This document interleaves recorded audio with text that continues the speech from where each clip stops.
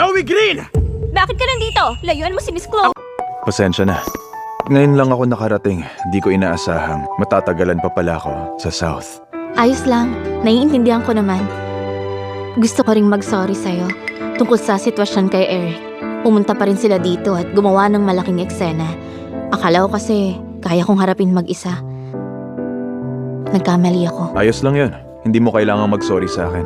Pero kung nalaman mo ang tungkol sa amin ni Eric, makikipag-engage ka pa rin ba? Oo, kahit mahal mo pa siya. Basta ako pinili mo, papayag pa rin ako. Ay, tama ka. Total, isang business marriage lang naman ang lahat ng ito. Hindi yun ang ibig kong sabihin. Alam kong ibig mong sabihin, pagkatapos nating ikasal, maaari tayong mamuhay ng magkalayo. Kung may mahal kang iba, pwede basta palihin hanggat hindi apektado ang negosyo.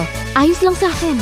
At simula ngayon, negosyo na lang ang pag-uusapan natin. Gusto mo ng kasal na walang pag-ibig? Oh! Bakit? Nang dahil lang kay Eric, gusto mo na akong i-shut out? Hindi patas yun para sa akin. Hindi totoo ang pag-ibig. Mga interes lamang. Sa puntong ito, dapat mas naiintindihan mo. Miss Chloe, ang kasal sa akin ay nakabatay sa tunay na damdamin. Pwede kang magmahal ng iba, pero dapat mo rin akong mahalin. Kung hindi, ayoko. Pwede bang wag na lang tayong makialam sa isa't isa? Hindi ba mas okay yun? Ayoko. Gusto ko ang asawa ko. At ako ay mamuhay bilang... Miss Green, siguro wala ka pang masyadong alam tungkol sa akin. Hayaan mo akong magpakilala. Oh, hindi. Hindi na kailangan. Sapat na yung alam ko sa'yo. Hindi. May mga detalye na dapat mo pang malaman. Ako, si Samuel Parker. Dibdib 44 inches, bewang 28 inches, balakang 38 inches, may 8-pack abs, romance, pure na pure, virgin na virgin. Bakit mo ba sinasabi sa akin to? May 4 na panata akong nalabag dahil sa'yo. Kasakiman, galit, delusyon, at libog. Lahat ng mga ito nalabag ko dahil sa'yo. Kaya dapat kumuha ka din ng responsibilidad. Ako? Magiging asawa kita. May mga pangangailangan ako sa'yo. Pakiusap, tugunan mo mga ito.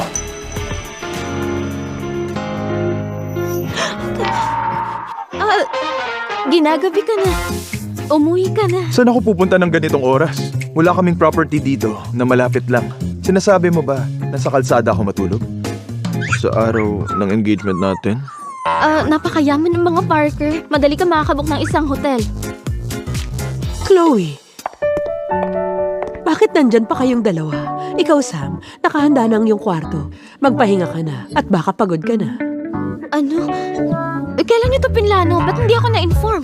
Katabi lang ito ng sayo. Ako mismo ang nagpahanda. Salamat. Ang dami niyo nang nagawa.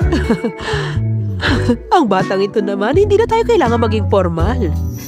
Chloe, ipakita mo kay Sam ang kwarto niya at kung ano man ang kailangan, siguraduhin naalagaan siya. Sige.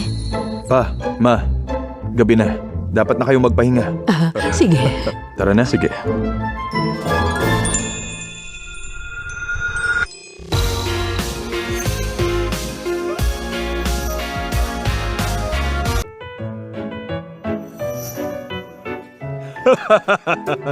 Magaling! Mahusay kang maglaro. Kalmado at planado, madiskarte. Natalo mo ako. Pa, grabe naman kayo. Lamang lang naman ako ng kalahating puntos. Ikaw, akala mo hindi ko napansin? Pero maraming beses na pwede mo akong tinambakan sa paglalaro natin. Nagpigil ka lang naman, hindi ba? Siguro, pero hindi rin. Magaling talaga kayong maglaro. Binigay ko ang lahat, pero kalahating puntos lang ang panalo ko. Itong bulaklak na to, hindi ko talaga alam paano ko aayusin. Ma.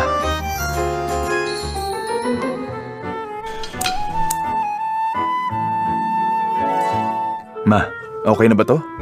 Ganyan nga, biglang gumanda. Magaling talaga ang pagkagawa mo. Lola ko ang mahilig sa bulaklak. Natutunan kong mag-ayos sa kanya. Maganda ang pagpapalaki sa'yo ni Mrs. Parker. Mahusay ka sa lahat. Gusto ko sanang malaman ang sikreto niya. Kung sana lang ang aming Chloe naging ganun kadaling palakihin. Ma! Sa wakas, gising ka na. Pinagluto ka ng sabaw ni Sam kaninang umaga para matikman mo. Sige na, Sam. Patikimin mo na si Chloe ng luto mo. Pinagluto niyo po ako? Para kasing madalas kang distracted, kaya ipinagluto kita ng sabaw. Subukan mo to. Halika. Gusto ko rin. Eto pa. Tikman natin. Eto, tikman mo. Baka magustuhan mo.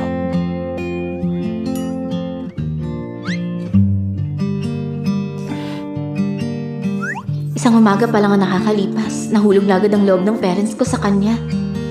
Paano kaya niya nagawa yun?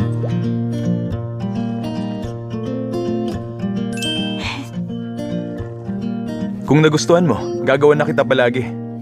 Maabala ka pa. Ayos lang. Hindi siya abala.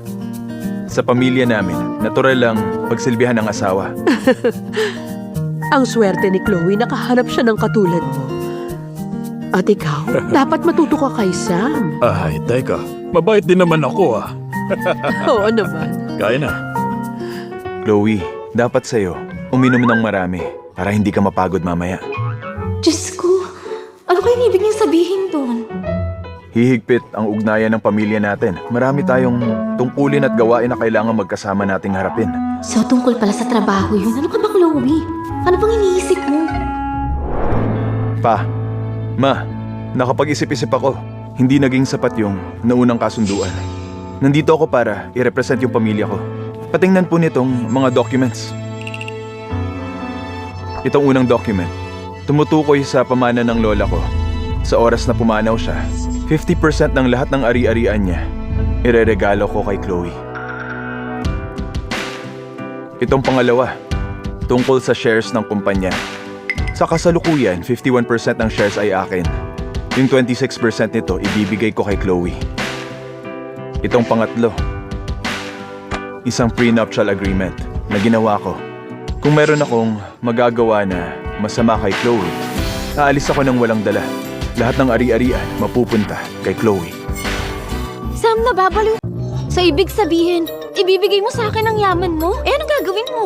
Bilang mag-asawa, wala nang pinagkaiba kung nasa akin o nasa iyo ito. Hindi ko kailangan to. Intensyon mong mahalaga. Tama siya. Si Chloe ang magmamana ng Green Group sa future. Ang pakikipag-ugnay namin ay hindi para kunin ang yaman niyo. Oo nga. Ang mahalaga ay ang maayos na pagsasama ninyo ni Chloe. Ma, Pa, hindi reliable ang verbal agreement lang. Bilang isang lalaki at miyembro ng pamilya Parker, meron akong isang salita. Panghabang buhay ito. Imposible yan. Wala akong pinirmahang divorce papers. Pumirma ka. Pati property gift agreement, ang pag-transfer ng mga stock, ang pagtigil ng pagpapagamot, at ang pinakahuling habilin mo. Pumirma ka sa lahat ng ito. Sa dati kong buhay, niloko ako ni Eric para pumirma ng mga dokumento. Inubos niya ang yaman ng pamilya ko at naging sanhi ng aking kamatayan. Pero si Sam handang ibigay ang kanyang yaman. Ito ba ang sinasabi ni Mama na nasa gawang sukatan? Mahal, pumirma ka na. Hindi. Hindi ko pipirmahan yan. Bawiin mo na yung mga dokumento. Kakalimutan kong nakita ko yan. Ayaw mong magpakasal sa akin? Ibinibigay mo sa akin lahat ng ari-arian niyo. Paano kung... Walang paano kung. Pinagkakatiwalaan kita. Ikaw ang pinili ko. Sige na, pirmahan mo na to. Gusto kong ibigay sa'yo ang lahat.